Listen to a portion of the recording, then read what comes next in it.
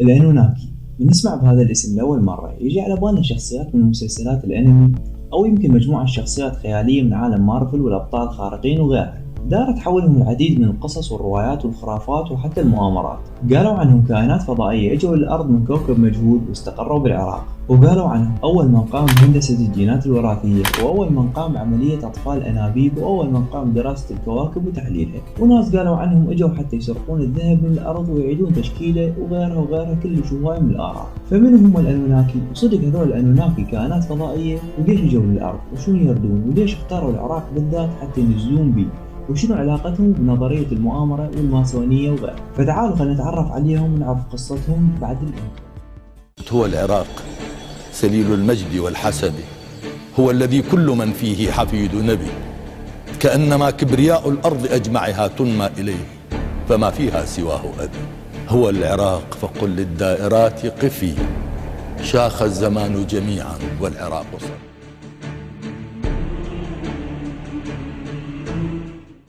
يا أهلا وسهلا بكم أعزائي المشاهدين. إذا أول مرة تزورونا لا تنسون اللايك والاشتراك بالقناة، وتابعوا ويانا سلسلة العراق في شهر، راح أترك لكم رابطها بالوصف. سلسلة مهمة وضرورية، كل واحد يحب يتعرف على عظمة وتاريخ العراق، والكل عراقي ما يعرف إلا القليل عن تاريخ بلده. تابع السلسلة وراح تنصدم من كمية العراقة والفن والجمال اللي تميز به العراق، والحضارات والممالك والدول وحتى الإمبراطوريات اللي مرت على العراق على مدى تاريخه. هسه نرجع لموضوعنا. من هم الأنوناكي؟ الأنوناكي باختصار هم الآلهة السبعة الرئيسيين بالميثولوجيا السومرية أو علم الأساطير الخاص بالحضارة السومرية. ظلوا الباحثين بهذا المجال يدرسون صفاتهم وقصصهم التاريخية كأساطير قديمة بالتراث السومري، لحد ما أجى الشخص اسمه زكريا سيتشين، وطلع بمجموعة فرضيات وأحداث خلت كل شخص مهتم بتاريخ العراق القديم محتار وما يعرف شنو يسوي.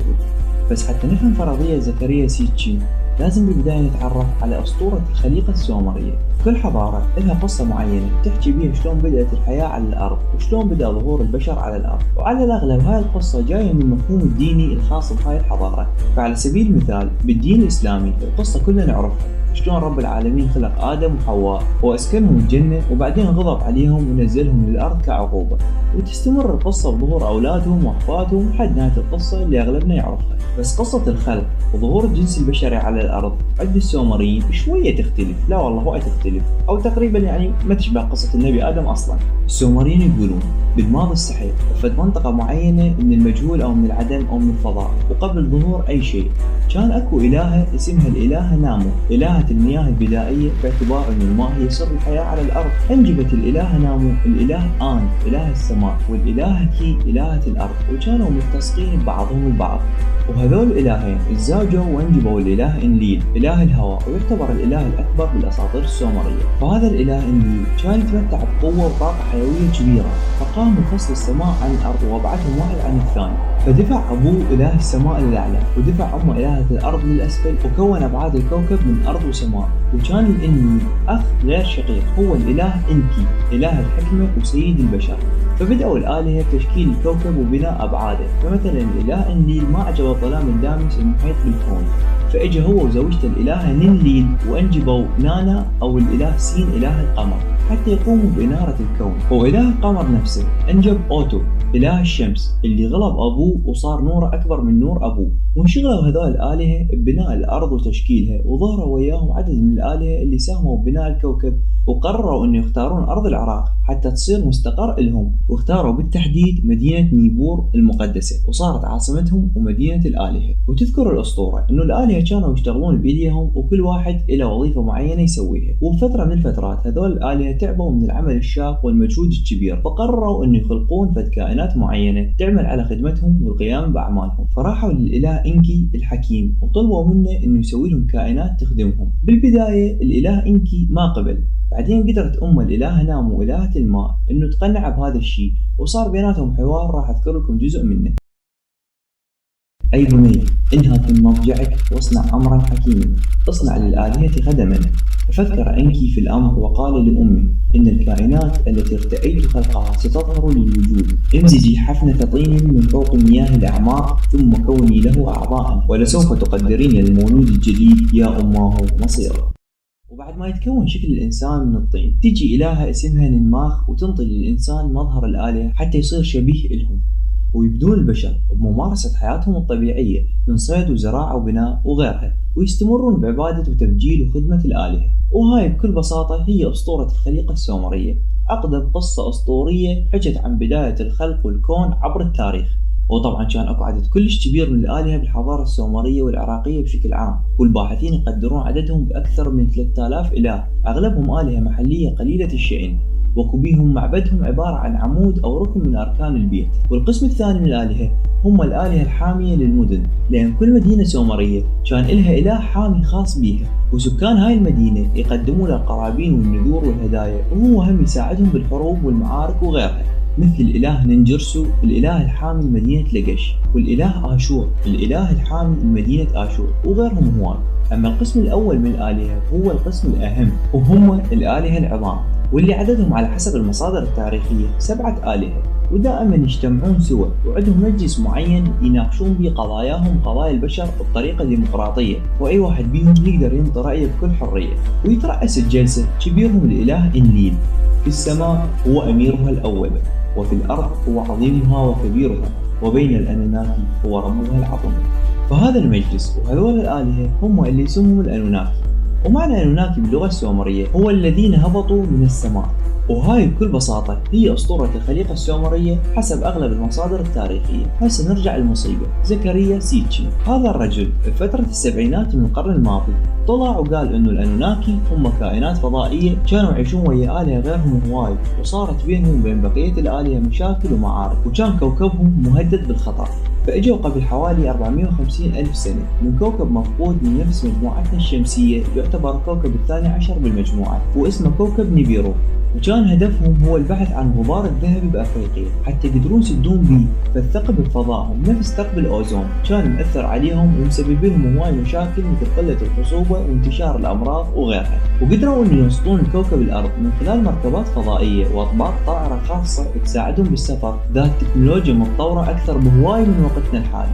واستقروا بأرض سومر بجنوب العراق، وأسسوا أول مدينة بالتاريخ وهي مدينة أريدو، واللي بعدين صار اسم كوكب الأرض مشتق من اسم هاي المدينة. وبعدين أسسوا مدينة خاصة بالآلهة وسموها نيبور على نفس اسم كوكبهم، واللي هي نفسها مدينة نف المقدسة عند السومريين. وقال إنه الأنوناكي بنوا بيوتهم بشكل هرمي متكون من عدة طبقات صار اسمها لاحقا الزقورات، وبعدين تحولت المعابد خاصة لعبادة هذول الآلهة.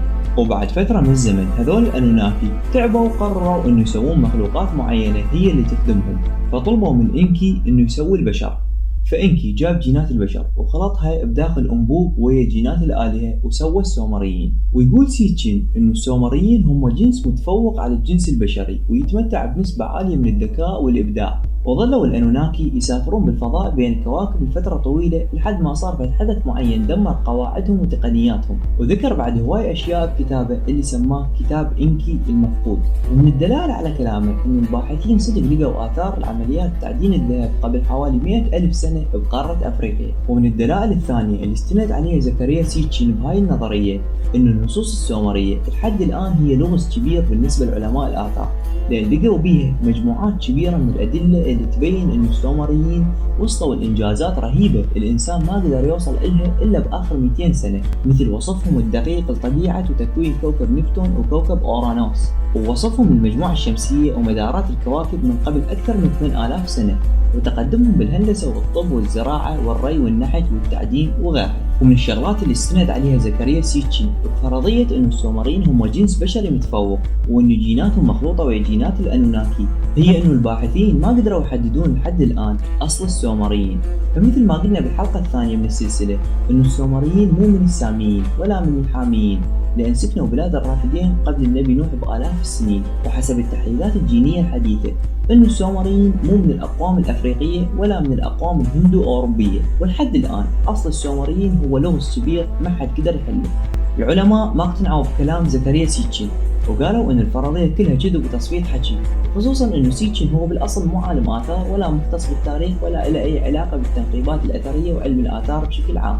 وقالوا انه سيتشن قام بتقطيع وتجميع اكثر من 800 نص سومري وصفطهم ورتبهم حتى يصيروا مناسبات النظرية. وقالوا انه هو كان يحاول قدر الامكان انه يربط السومريين باسطورة الخليقة الخاصة باليهود والمذكورة بكتاب التوراة حتى يثبت صحة القصة، واعتبروا ان اللي سواه هو استخفاف بالانجازات والاكتشافات اللي وصلوا لها المنقبين والباحثين بهذا المجال، وتضييع لتعبهم بنظرية بائسة أقرب ما تكون الأفلام الفانتازيا والخيال العلمي. بس بالمقابل أكو عدد كلش كبير من مؤيدين نظرية سيتشن ومقتنعين بيها، وصارت هاي النظرية هي أكثر نظرية مشهورة عن السومريين وحياتهم وعبقريتهم وتفوقهم العلمي لحد ما اجى الطوفان العظيم ودمر كل شيء، واللي راح يكون موضوعنا بالحلقة الجاية. وشاركونا آراءكم بالتعليقات، هل أنتم مقتنعين بنظرية زكريا سيتشن أو مقتنعين بأسطورة الخليقة السومرية؟ وشنو رأيكم؟ تعتقدون صدق السومريين كانوا واصلين لهيج مرحلة من التطور لو لا؟ وإذا صدق شنو اللي صار وخلى هذا التطور الكبير فجأة يختفي لآلاف السنين؟ فشاركونا آراءكم بالتعليقات وأنا مستعد للإجابة على جميع أسئلتكم. وأنت نازل للتعليقات بطريقك لا تنسى اللايك والاشتراك بالقناة وشوف الحلقات اللي فاتت وانتظر الحلقات الجاية وفعل زر التنبيهات. ومثل ما عودتكم أي واحد يسوي مشاركة للحلقة أحب أقول له على راسي على راسي على راسي على راسي. سلام.